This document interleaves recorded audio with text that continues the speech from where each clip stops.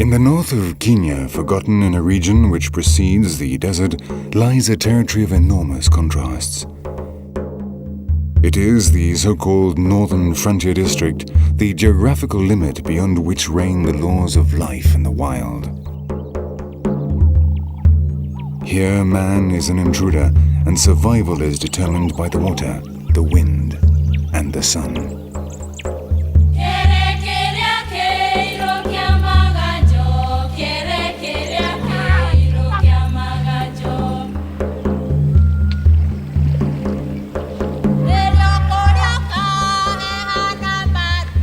In the heart of this unforgiving land stands the Shaba Reserve, a place of biological endemisms, a haven for wildlife at the edge of a blazing desert.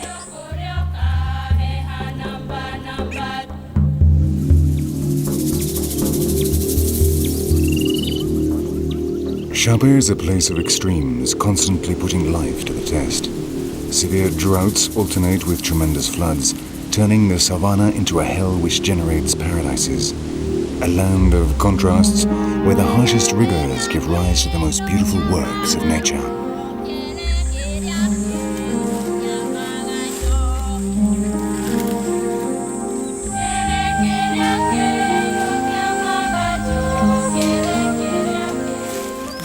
In a land where life seems impossible, Shaba guards the treasure of its exclusive biodiversity in a paradox without precedent, as if the harshness of the environment were the reason for such richness, as if scarcity were, deep down, the creative force behind the development of life.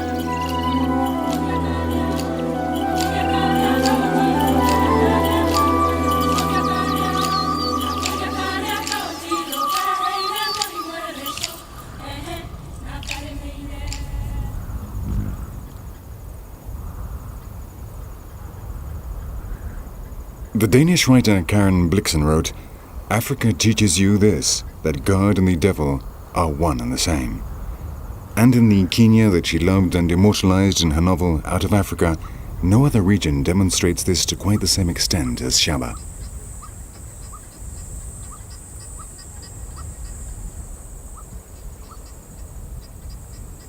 Wind, sun, and dust. For 3 years, not a single drop of rain has fallen on the cracked lands of the Northern Frontier District. The plants that have managed to survive on the humidity and the condensation carried by the wind rise stunted and tortured from the parched land. It is the heart of the kingdom of thorns of East Africa.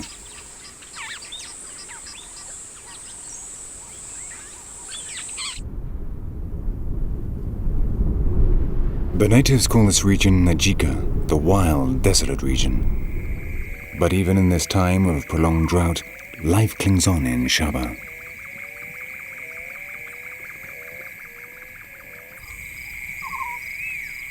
In the cool of night, the herbivores appear in search of the drops of dew and the last shoots softened by the humidity. But thrice now the rainy season has failed to appear, and vegetation is virtually non-existent.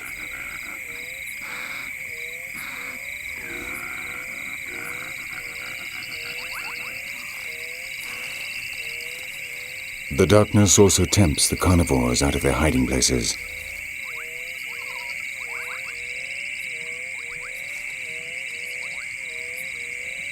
Every day the drought claims more victims from among the exhausted animals, and the inhabitants of the shadows seek out the flesh and blood of the dead bodies in order to survive.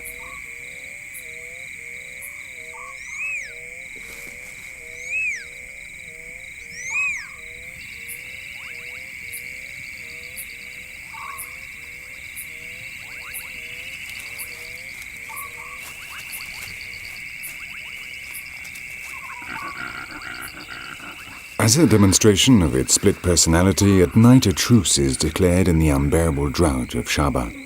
The clear skies are lit with millions of stars stretching to infinity, and a serene beauty engulfs the tortured savannah, turning it for a moment into a place of dreams, a mirage in the heart of the kingdom of thorns.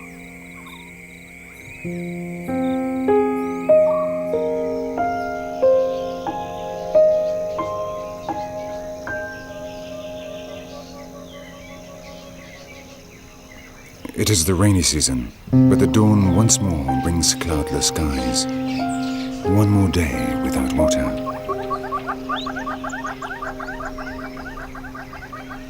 During the early hours of the day, the animals take advantage of the lingering cool of the night to carry out their daily activities, before the heat makes all movement impossible.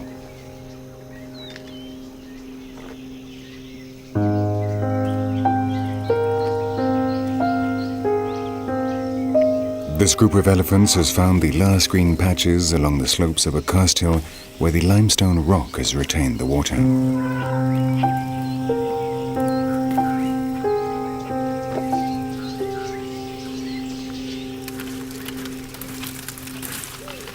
The elephants move constantly in search of water and food, and now with the plants parched and withered, they need to travel even longer distances to get the 200 kilos of vegetable matter they consume every day.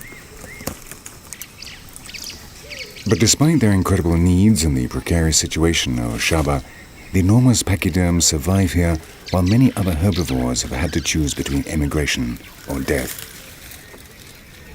The old matriarchs know the secrets of the land, and their wisdom and prodigious memory enable the group to survive.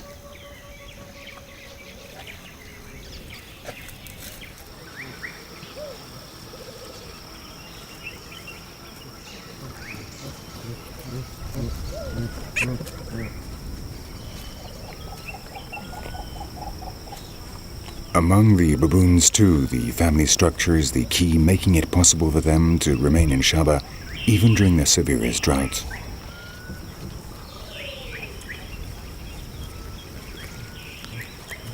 While many species leave, the baboons remain and even manage to raise their young.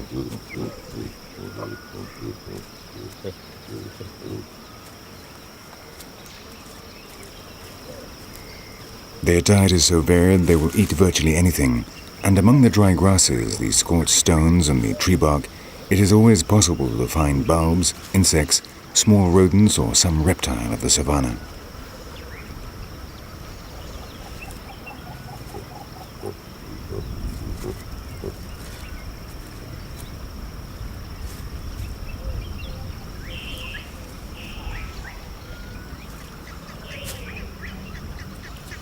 Each member of the family contributes to the survival of the group, tasks being shared out for the common good.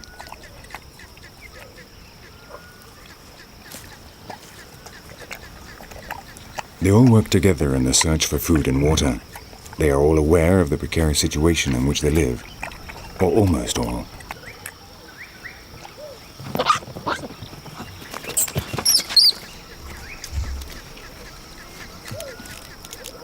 For the youngest, life is a never-ending round of games and diversions. During the first weeks of life, these small baboons have no obligations within the group, and the drought doesn't appear to affect them. Mother is always close by, ready with her milk, and they have a group of inseparable friends to play with. So for them, the scorched savannah is a marvelous world full of adventures.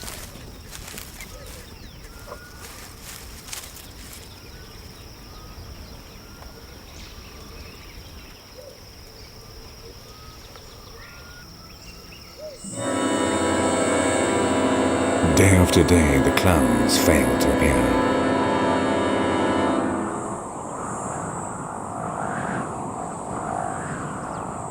The desert seems to gradually eat into the savannah, and the dust piles up like desperate emissaries in search of rains that refuse to come.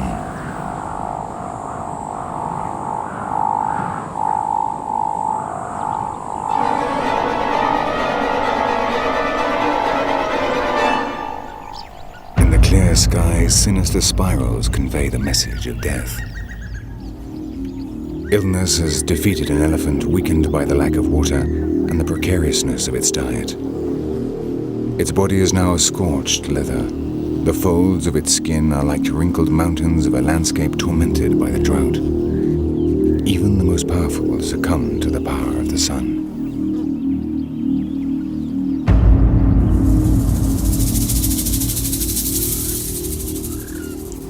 Hundreds of butterflies gather around the body, licking the skin and the ground impregnated with the salts and nutrients of the decomposing elephant. In Shaba, nothing goes to waste. Death generates life. The cycle is complete. And again, God and the devil appear by turns, becoming one.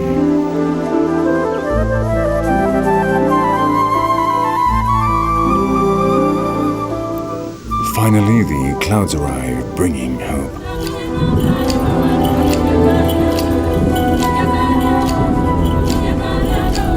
Huge cumuli form over the parched savannah, and 3 years late, finally release the long-awaited rain.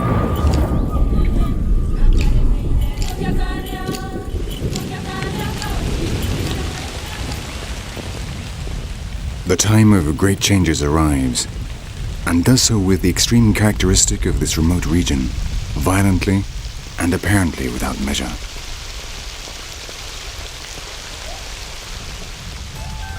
And the rains perform a miracle here at the edge of the desert.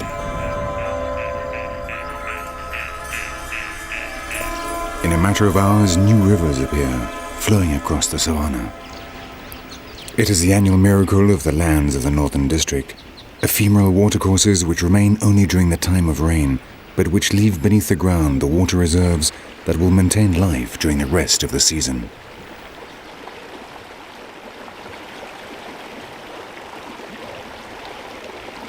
To the south, the clouds release enormous quantities of waters over the Aberdare Mountains and Mount Kenya, and shortly after arrive in Shaba in the form of violent floods.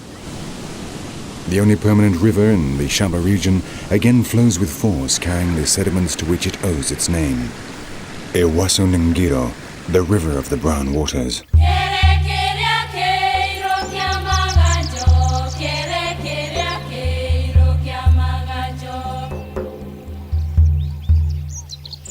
Green once more returns to the lands of Shaba.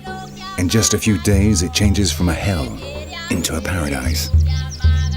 Like the animals, the plants that survive the rigors of this region are true specialists in withstanding prolonged periods of drought. And as soon as they receive water, they immediately shoot up, taking the maximum advantage of the time of abundance.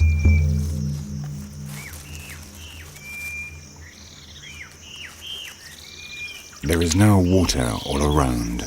Impalas and grivet monkeys lick the fresh leaves in order to obtain all the water they need. For a few days, they will be able to avoid the risk inherent in going to drink at the exposed clear banks of a river like the Ewaso Ngiro, in which, moreover, there are crocodiles.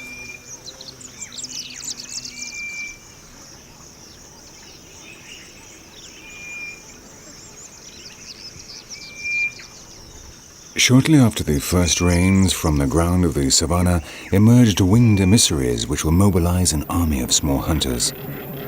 With the humidity, the termites fly out from their underground homes, and their presence attracts the avid predators of miniatures.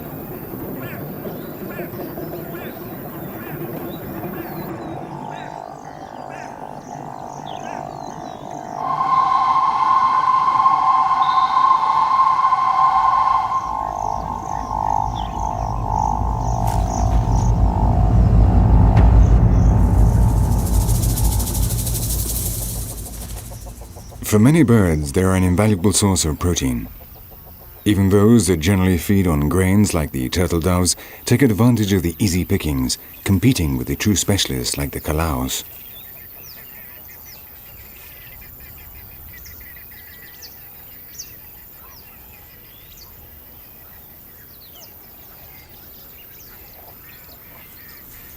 The sunbirds catch some termites, despite the fact their beaks are designed to sip the nectar from the flowers. It is so narrow they cannot swallow the termites with their wings still attached, so unlike the calaos and other specialized birds, they have to remove them before they can eat.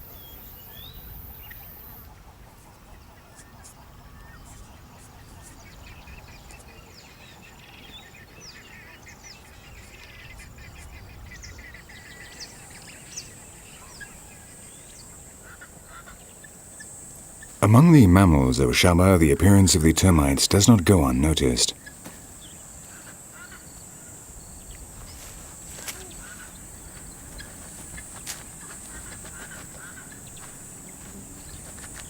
For the dwarf mongooses, the best adapted to arid regions, these energetic insects form a considerable part of their diet.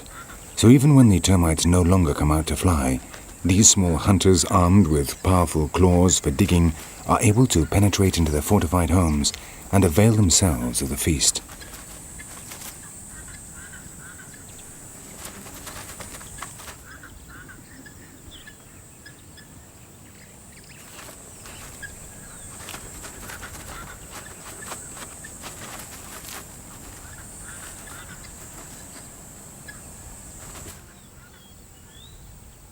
The rains completely changed the landscape of Shaba. Not only do the plants turn green and multiply, but the scorched plains, where previously the only movement had been the wind, now teem with fauna, a sight which just a few days before would have seemed impossible.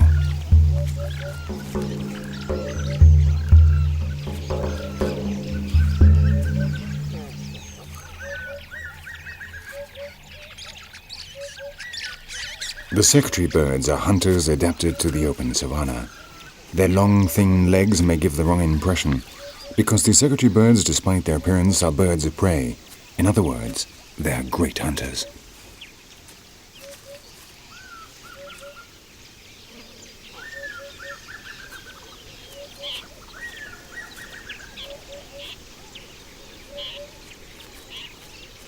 They will spend most of the day here, strutting elegantly along as they hunt in pairs.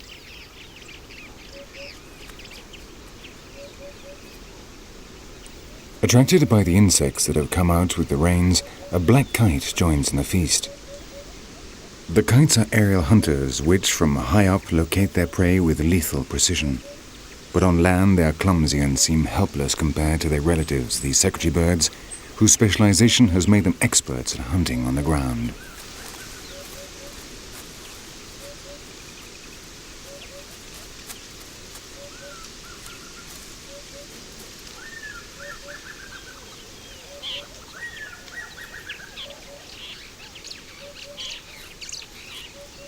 The diet of the secretary birds includes everything from small insects and birds to rodents and even some small felines. And this pair of timid, batted foxes prefers not to take any risks and so make good their escape.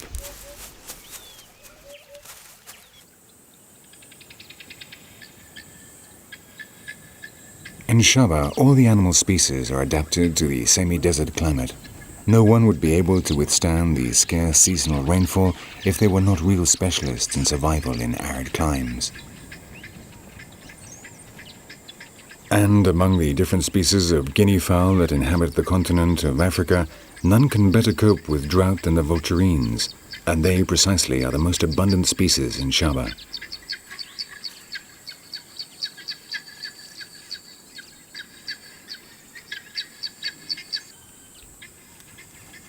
The digestive system of the vulturine guinea fowl is especially adapted to conserve the maximum amount of water obtained from their food, so that even in the driest times on the thorny savanna, the vulturines are able to survive on their diets of roots, bulbs, insects and mollusks, drinking virtually no water.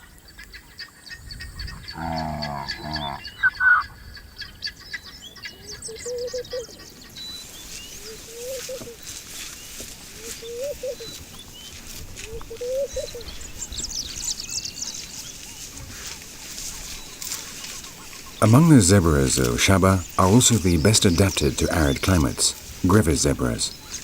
During the time of abundance that comes with the rains, Shaba fills with herbivores. The vegetation cover suffers the relentless attack of the animals, but the balance is maintained thanks to the adaptations that each one of them has developed in order to get at a layer of vegetation where they will have fewer competitors. Like the Grevy's zebras, some seek the lowest pasture, at ground level.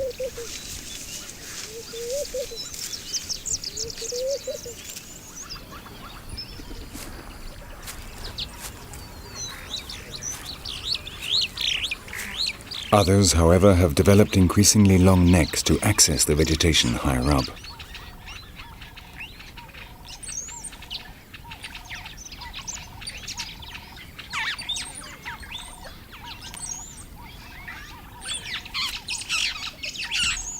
Among mammals too, some necks have become elongated.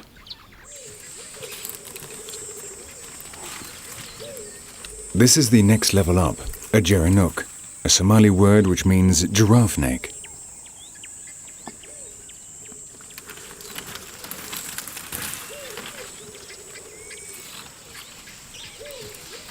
The Geronux are the gazelles best adapted to the desert conditions.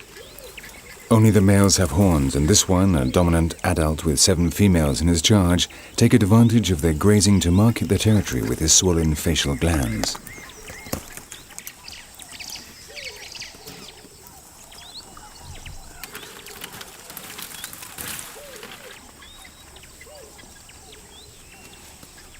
The Geronux are the only gazelles that inhabit these sub-desert regions in the driest months. They can survive on the humidity contained in the shoots and the leaves of the savannah and can go on for months without drinking. But their adaptations do not end there. A flexible upper lip, a thin nose and narrow nostrils make it possible for them to eat among the thorns of bushes and acacias. And to avoid competition with other herbivores as much as possible, they not only have their long thin necks, but have also learned a trick to reach the highest layers of vegetation.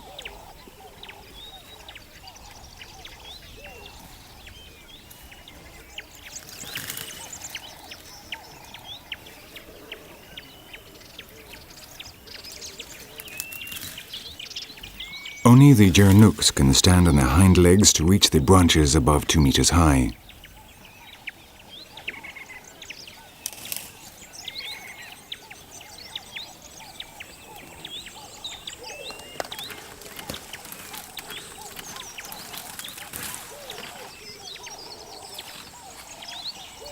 The higher you can reach, the more food you can get at.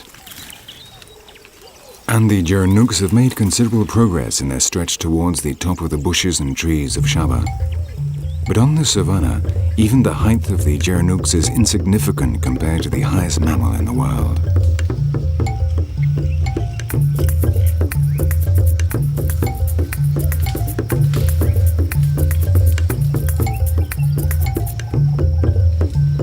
At up to 5.5 meters, the giraffes leave behind all other competitors and can reach the tops of the acacias where they find indispensable food reserves during the dry season.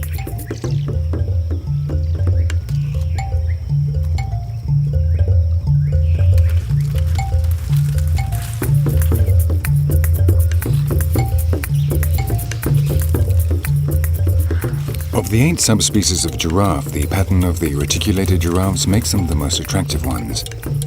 It is as if the rigors of the semi-desert savannah, the kingdom of thorns, had given rise to the most spectacular forms, as if beauty were the prize for the tests of survival imposed by the aridity of the environment. The Grevy's zebras, the vulturine guinea fowl, the reticulated giraffes, incomparable hides and plumages emerge from the thirst of many months, the scorching heat, and searching for food among the thorns. And once more Shaba unites extremes, as if hardship generated marvels, as if the limits of death were the creators of life, as if God and the devil were, in the final analysis, one and the same.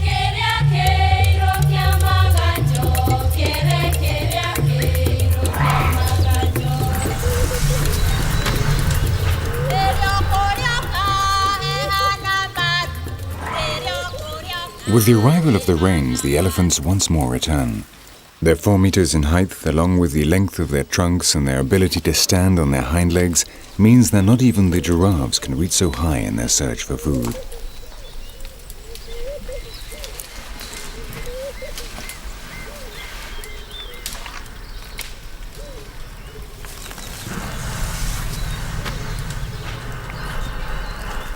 The rains have again brought fertility to the savannah, attracting the herbivores that moved off in search of water during the months of drought. And with the arrival of the herbivores in Shaba, the powerful hunters also return.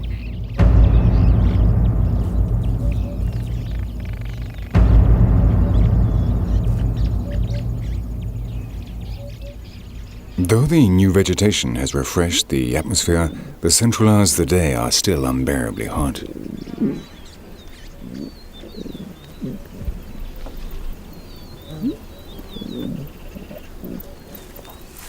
For the lions, this is the time to rest in the shade. It is too hot to even attempt the exhausting task of hunting down a herbivore, and even less if that herbivore is a powerful Cape buffalo.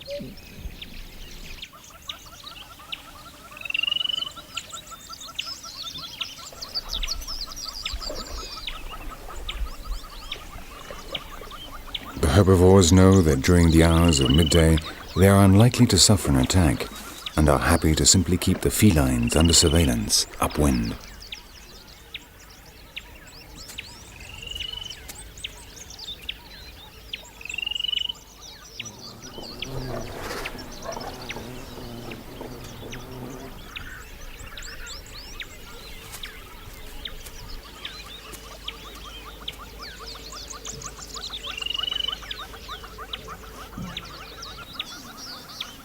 These young lionesses are also resting among the fresh green grass, though they never take their eyes off a group of zebras. If one of them shows signs of weakness or is wounded, the lionesses will not hesitate to attack. But the group is perfectly healthy, and the patterns of their bodies confuse the hunters, turning their silhouettes into a blur of moving stripes.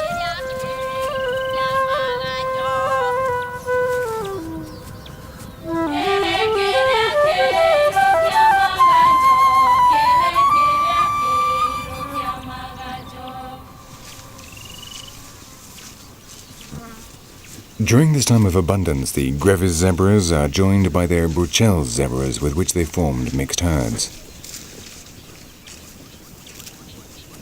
These zebras, more common in the rest of Africa, have thicker and more widely separated stripes than the Grevy's zebras, and during the dry season, when only those best adapted to drought can survive in Shaba, they leave these lands and head for the Aberdare Mountains, where there is green pasture all year round.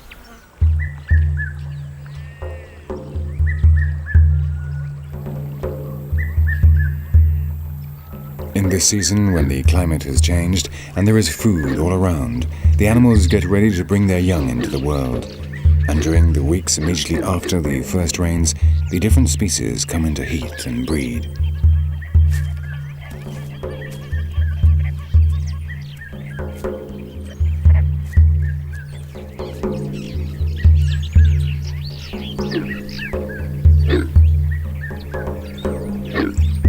Among the Kori bustards, the males mark out their territories and begin a strange courtship ritual which consists of inflating air sacs on their necks while emitting a booming guttural sound.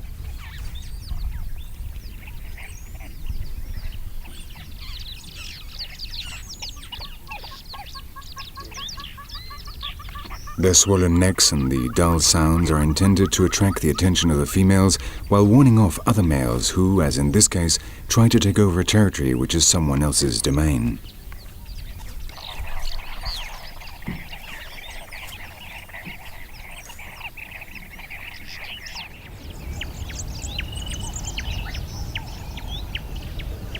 Among the antelopes, only the dominant males can breed with the females, and to occupy that position, you have to beat the others in face-to-face combats, so hopeful males gather together in groups and permanently practice.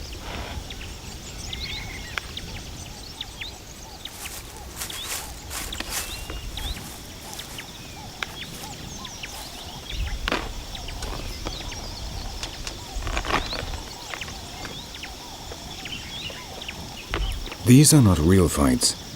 The young Grant's gazelles are simply testing out their strength and keeping in shape until the time when they believe they are capable of challenging the ruler of a harem.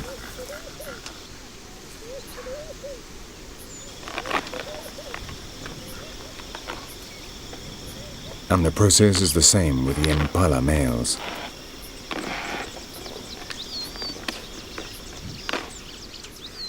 Not far from where the young males are training, a dominant impala stands watch over his group of females.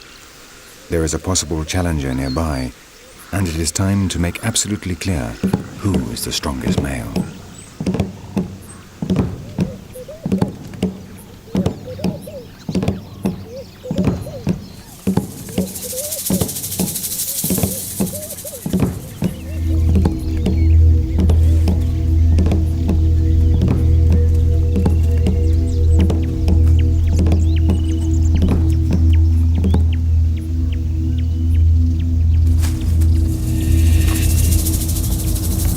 Under the watchful eye of the females, the males clash. But the conflict does not have serious consequences. After the initial confrontation, the challenger realizes his time has not yet come, and before the combat turns serious, he retires uninjured.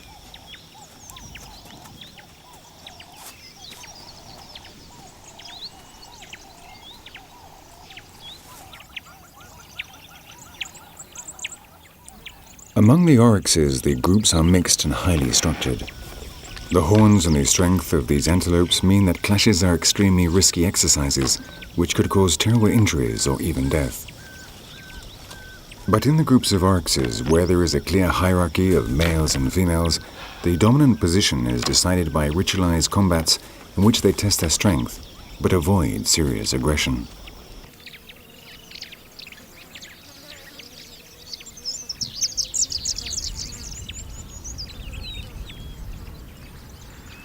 In the herds, breeding is also decided by the hierarchy.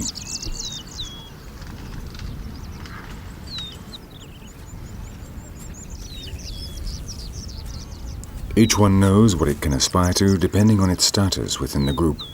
So in the same herd, different couples can mate without this creating any conflict among them.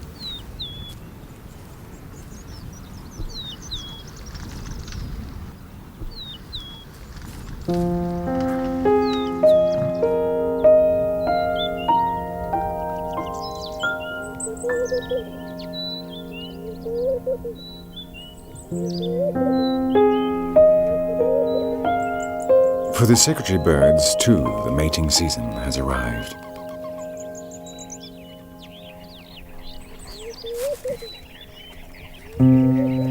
The same couple that was looking for insects shortly after the first rains is now preparing its nest.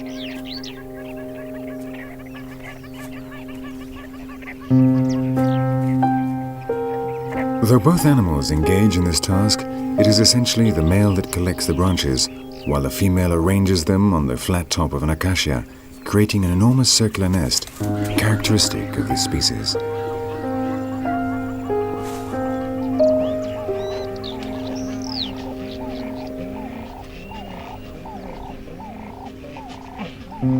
During this time, the secretary birds are attentive and affectionate with their mates, courting them on the ground, in flight and in the nest. And shortly afterwards, in a way ornithologists have still not been able to describe, they mate. They lay no more than 3 extremely valuable eggs.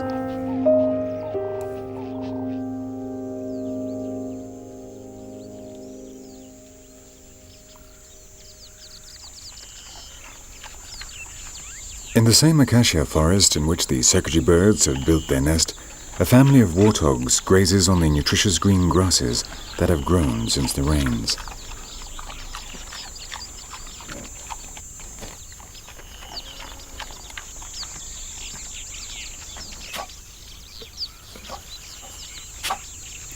The little warthogs are only a few days old, but already they are expert savannah dwellers. They still lack the experience to be able to find food like their elders, but they have the mobile food store of their mothers, and though she doesn't want to stop to feed them, the young warthogs are determined to get at the nutritious milk.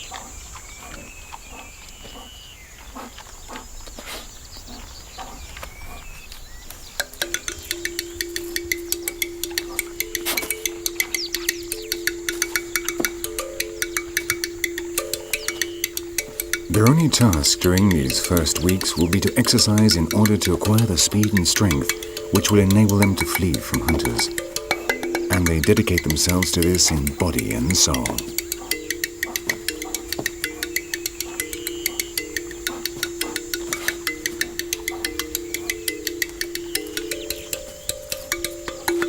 Wrestling matches or football with a pat of elephant dung form part of their training. Anything will do if it serves to make them faster and stronger, because it will not be long before the savannah puts them to the test.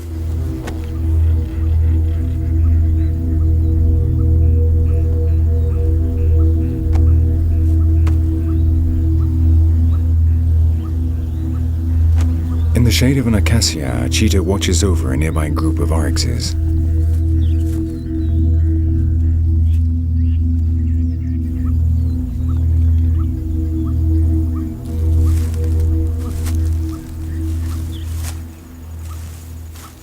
The oryxes are too strong for him, but at this time of year there are always young calves, just a few days old, and it is one of these that the cheetah has his eye on.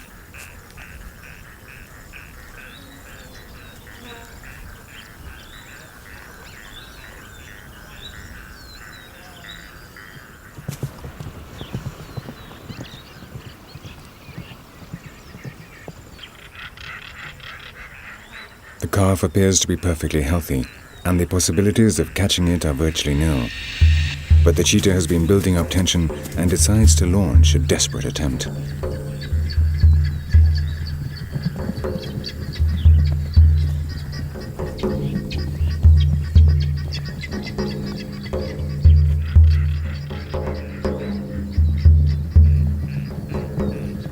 The oryx moves off unhurriedly, confident of its superiority, but without exposing its young to unnecessary risks.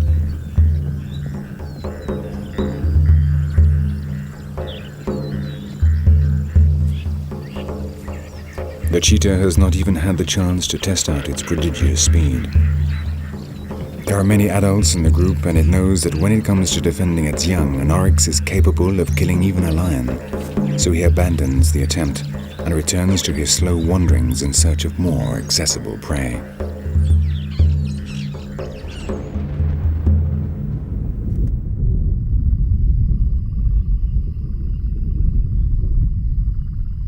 During the short rains between December and February, there are frequent storms at nightfall.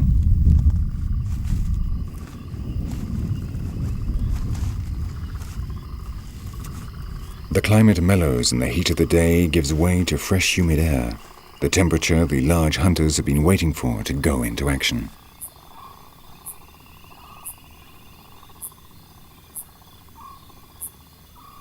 The evenings and nights of Shaba are extraordinarily beautiful, but even loyal to its contrasts, they are also the time when death lurks in the dark.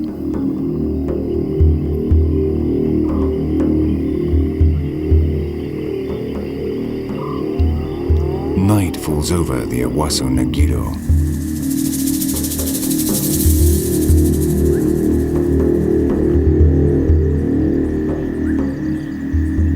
Along the dark banks, long shadows emerge from the water in search of the warmth of the sand heated up during the daytime hours.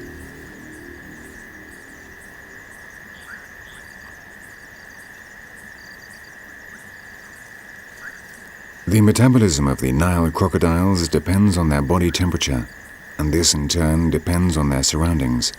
So at sunset, the narrow shores of the Awaso fill with these dragons.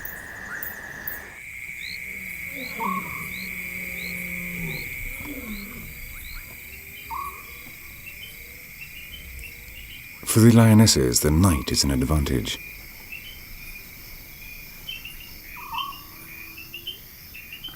Lions have eyes that can see in the dark. Under the cover of the shadows, a mother and her young from the previous year lie in wait for the herbivores, guided by the sounds coming from the thicket.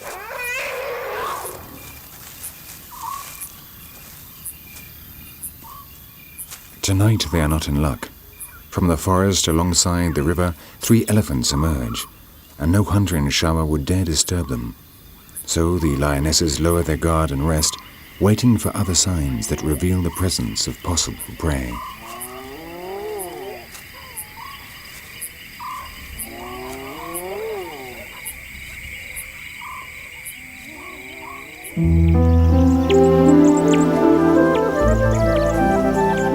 The rains have done their work. In mid-January, Shaba is at its most splendid. There is abundant vegetation, water all around, and the savannah teems with hundreds of animals taking advantage of the bonanza.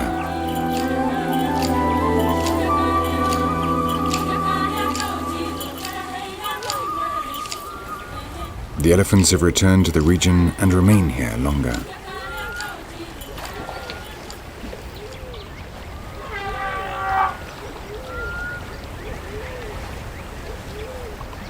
Different interrelated matriarchal groups come together by the Awaso Nagido to enjoy the end of abstinence.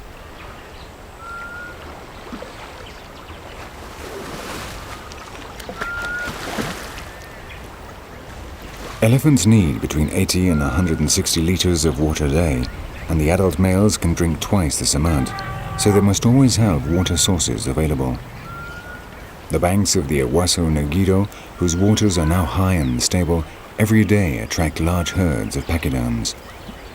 The adults can drink and bathe, and the young can wallow in the mud, protected by a forest of colossal legs.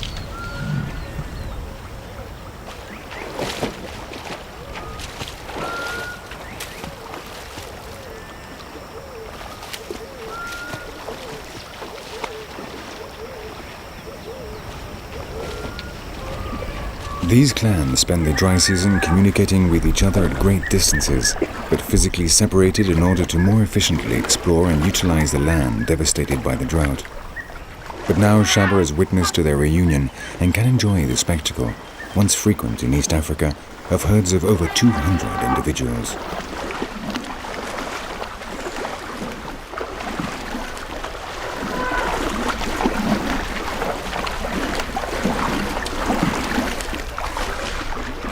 Today, the region that comprises the reserves of Shaba, Sambudo and Buffalo Springs is home to the largest herds of elephants in East Africa.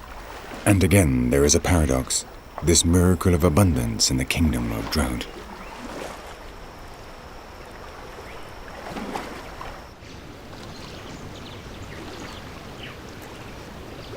The riverbank is the meeting place for the majority of the species of Shaba. During the course of the day, many of the animals of the savannah come here to drink, and that is a risky moment, when they inevitably expose themselves to danger. With the heat of the sun, the large Nile crocodiles have returned to the water. On one of the banks, a group of Grevy's zebras are slaking their thirst, and the appearance of a young colt attracts the great saurians.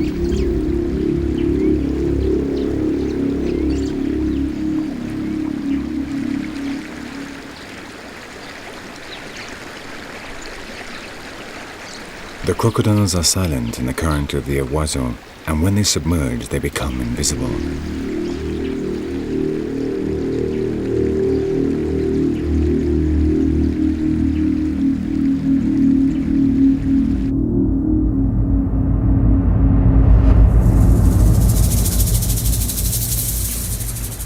But the zebras are on permanent alert, and the shallowness of the river is a factor in their favor. A surprise attack is the crocodile's only chance of claiming a victim from the land along the Owasso Ngiro.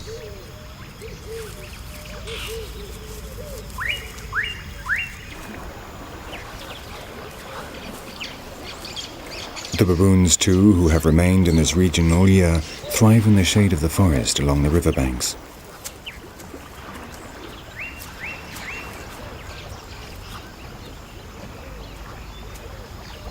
The dominant males never lower their guard. The hunters also know that sooner or later their prey will come to drink, and in the strip of forest there are frequent ambushes.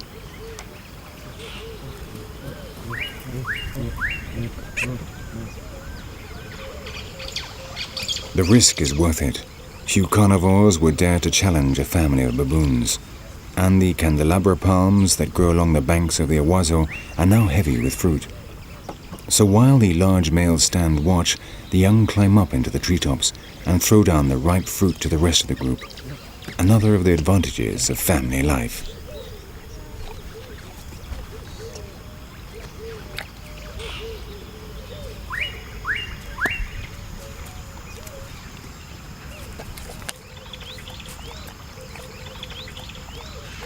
Among the shadows of this same forest, just a short distance from the baboons, two Kirk's dik-diks nervously keep watch as they eat.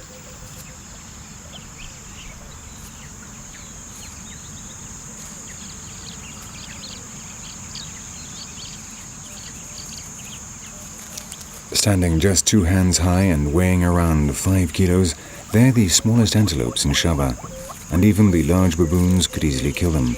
So they nervously graze, never wandering far from the protective undergrowth.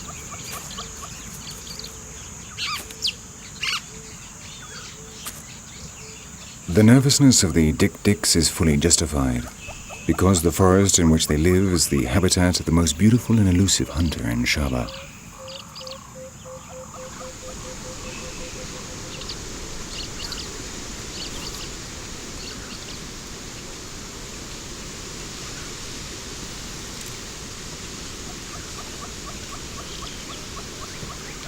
The leopards spend most of the day hiding in the boughs of the acacia, where their mottled skin makes them invisible.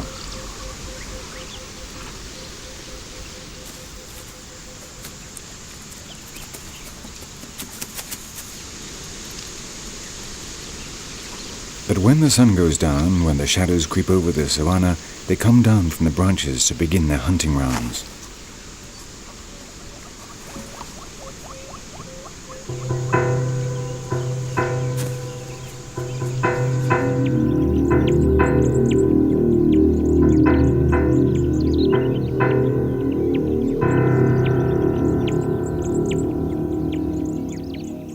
The time of the hunters has arrived.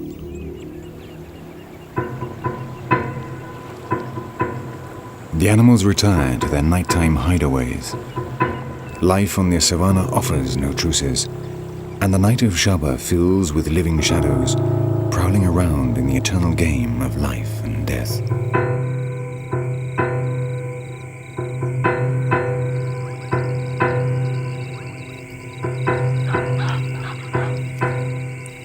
By the river, beneath the fallen trunk of an acacia, the leopard scans the night in search of prey.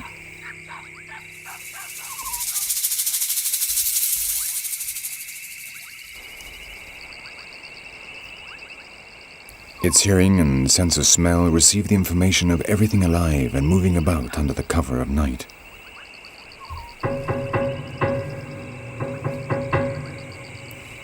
Another leopard emerges from the shadows and the couple continues its silent round.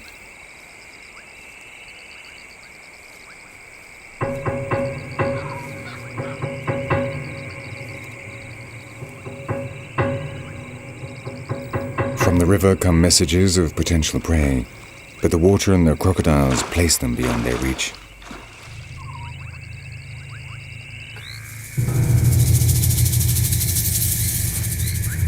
Then the male detects a furtive movement in a tree alongside the Owasso Negiro, and the hunt begins.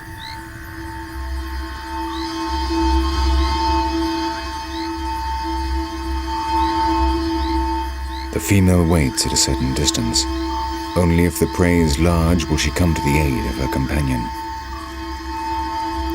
Silent as a ghost, the leopard approaches the base of the tree in which the prey hides. Its senses are alert, waiting for fresh signs. And then a new sound is heard.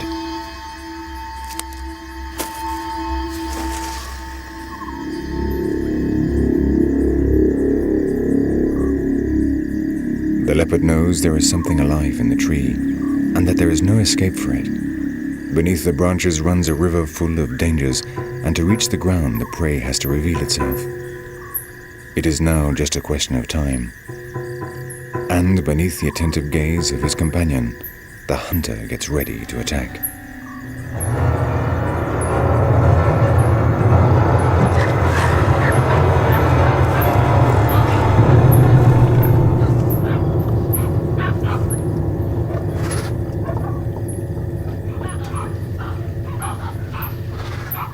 A last movement reveals a monitor lizard, provoking the reaction from the leopard. For the terrified lizard, this will be his last night on Earth.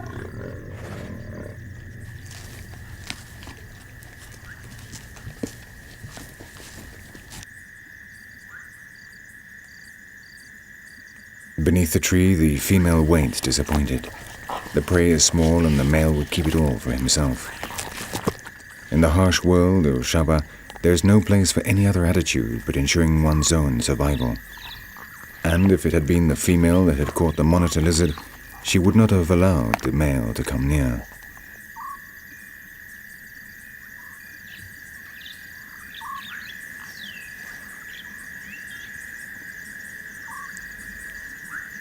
Having devoured his catch, the male comes down from the tree to join his mate.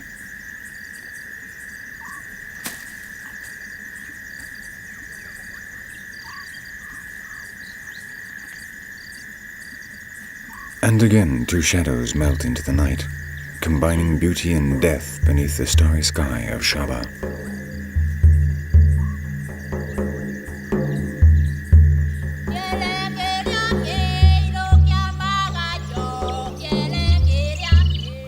Shaba is a fascinating land beyond the influence of man, a world in which life is a series of stark contrasts, where hardship gives rise to beauty and survival imposes constant tests.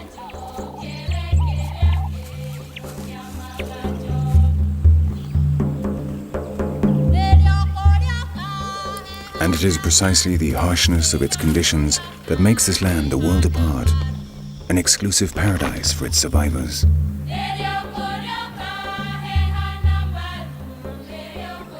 With the return of the dry season, Shaba goes back to the beginning. Little by little, drought sets in. And again God and the devil alternate until they become one and the same, with no beginning or end, in the perpetual cycle of life.